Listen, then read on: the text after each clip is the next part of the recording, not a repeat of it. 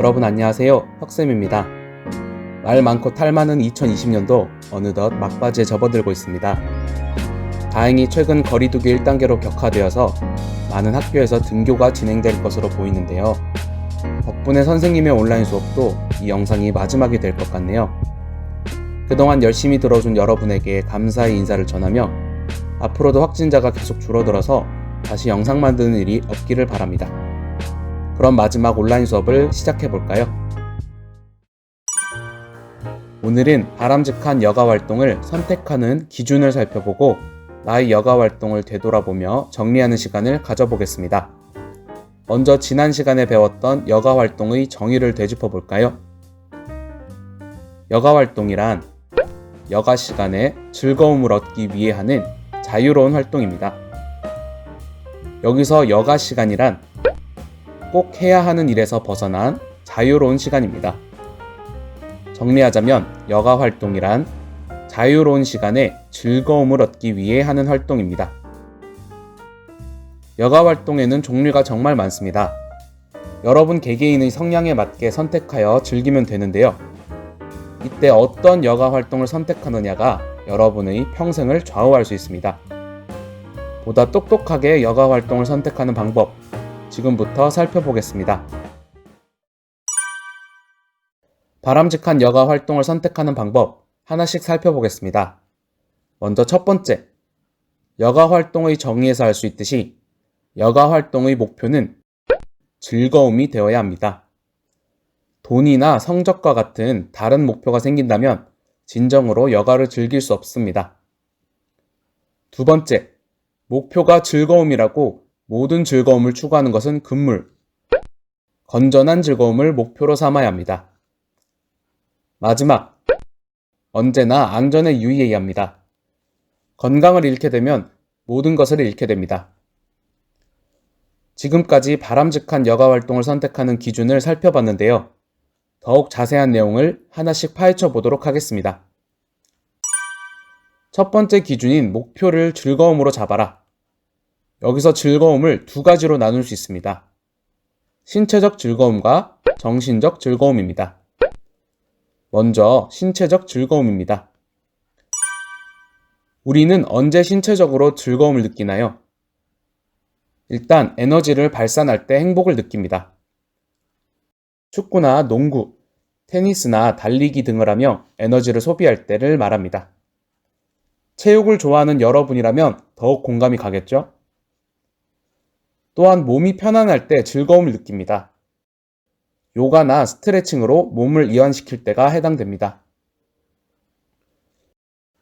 오감을 자극하는 경우, 예를 들어 미각, 맛있는 음식 먹기, 촉각, 종이 접기, 청각, 음악 감상, 이러한 활동으로 즐거움을 얻을 수 있습니다. 다음으로 정신적 즐거움입니다. 가장 큰 부분은 역시 스트레스 해소입니다. 컴퓨터 게임이나 노래 부르기, 춤추기 등으로 쌓여있던 스트레스를 해소하며 정신 건강을 지킬 수 있습니다. 마음의 안정 역시 큰 부분을 차지합니다. 명상이나 대화하기, 음악 감상으로 안정이라는 즐거움을 얻습니다. 마지막으로 무언가에 열심히 몰두할 때에도 즐거움을 느낍니다. 독서나 공예, 십자수 만들기, 그림 그리기 등에 집중하면 나도 모르는 사이에 행복을 느끼곤 합니다. 여기서 유의할 점이 하나 있습니다. 신체적 즐거움과 정신적 즐거움은 중복되는 경우가 많습니다. 예를 들어 음악 감상은 귀를 즐겁게 하기도 하지만 마음의 안정을 주기도 합니다. 운동 역시 신체적 즐거움과 함께 스트레스 해소라는 정신적 안정을 주기도 합니다. 잠시 후 여러분이 직접 여가 활동을 선택할 때 이러한 부분은 중복하여 적거나 한쪽에만 넣어도 상관없다는 점 기억하기 바랍니다. 이어서 두 번째 기준인 건전한 즐거움에 대해 살펴봅시다. 건전한 즐거움이란 무엇일까요? 어떠한 점을 고려해야 할까요? 우리는 크게 두 가지를 생각할 수 있습니다. 첫째, 폭력적인 자극은 피해야 합니다. 폭력적인 자극은 우리를 더욱 큰 자극으로 이끌어갑니다. 이러한 자극은 나의 몸과 마음을 해치고 망가뜨립니다. 둘째, 타인에게 피해를 주는 행동을 피해야 합니다. 타인에게 영향을 주지 않거나 혹은 더 나아가 타인에게 도움이 되는 여가 활동을 선택해야 합니다. 다음과 같은 두 가지 기준을 반드시 고려하기 바랍니다. 마지막 기준, 안전입니다. 안전 유의사항은 셀 수 없이 많지만 꼭 지켜야 하는 것들만 정리하자면 다음과 같습니다. 신체 활동 전에는 반드시 준비 운동을 합니다. 부상의 대부분이 몸이 충분히 풀려있지 않아 발생합니다. 위험 요소를 제거해야 합니다. 여가 활동 시 주변을 살펴보고 깨진 유리나 날카로운 물건을 제거하도록 합니다. 응급처치 방법을 숙지합니다.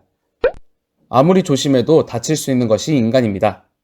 나의 건강 그리고 가족과 친구의 건강을 위해서는 응급처치 방법을 숙지하고 있도록 합니다. 지금까지 바람직한 여가 활동을 선택하는 방법을 살펴봤습니다. 그럼 지금부터 배운 기준을 활용하여 나의 여가 활동을 평가하고 다시 선택하는 시간을 가져봅시다. 공책과 연필을 준비하세요. 먼저 나의 여가 활동을 목표를 기준으로 나눠보도록 하겠습니다. 내가 평소에 즐기는 여가 활동, 그리고 하고 싶은 여가 활동을 신체적 즐거움과 정신적 즐거움을 기준으로 나눠서 공책에 정리해 보도록 합시다. 시작하세요.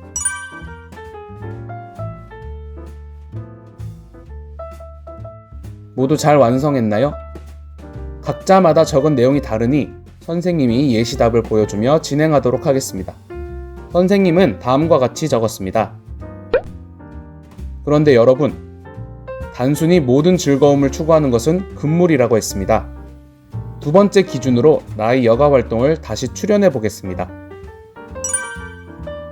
두 번째 기준, 건전한 즐거움입니다. 내가 적은 목록을 다시 살펴보고 폭력적인 즐거움과 타인에게 피해를 주는 활동을 찾아 삭제해 보도록 합시다. 시작해 볼까요?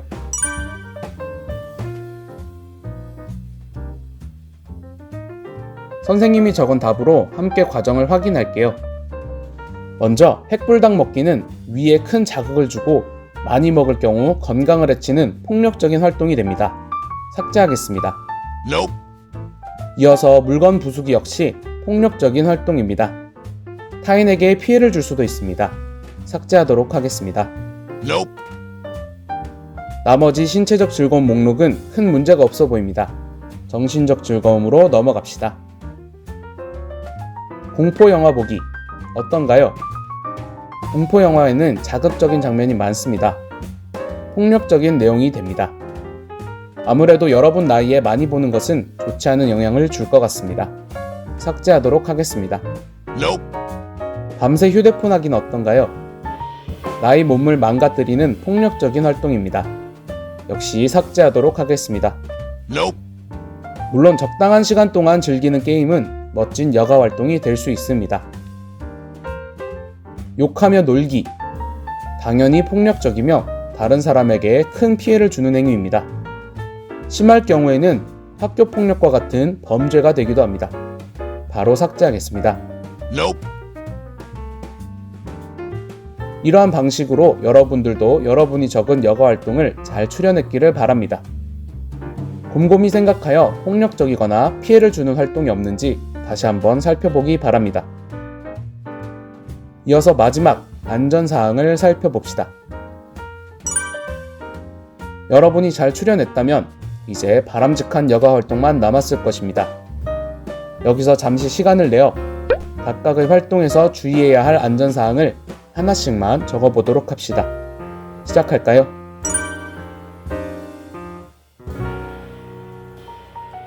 함께 확인해 봅시다. 선생님은 다음과 같이 정리했습니다. 먼저 테니스. 준비 운동을 하고 신체에 맞는 장비를 착용해야 합니다. 운동화 같은 장비가 몸에 맞지 않으면 신체에 무리가 오거나 다칠 수 있습니다. 스트레칭은 반동을 주지 않은 상태에서 무리하지 않게 진행해야 하며, 종이 접기는 종이의 날카로운 부분을 주의해야 하며 입에 넣지 않아야 합니다. 책 읽기 역시 충분한 거리를 유지하여 눈을 보호해야 하는 주의사항이 있습니다. 선생님의 예시 답을 참고하여 여러분만의 여가활동 안전사항을 잘 정리하기 바랍니다.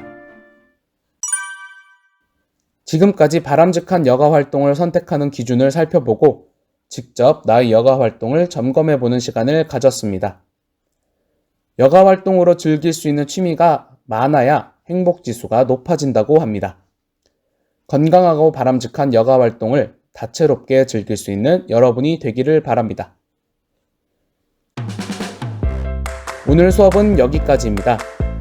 선생님도 여러분도 난생 처음 경험하는 온라인 수업에 다들 어렵고 힘든 점도 많았지만 모두 최선을 다했기에 나름대로 의미 있는 시간이 아니었나 생각합니다.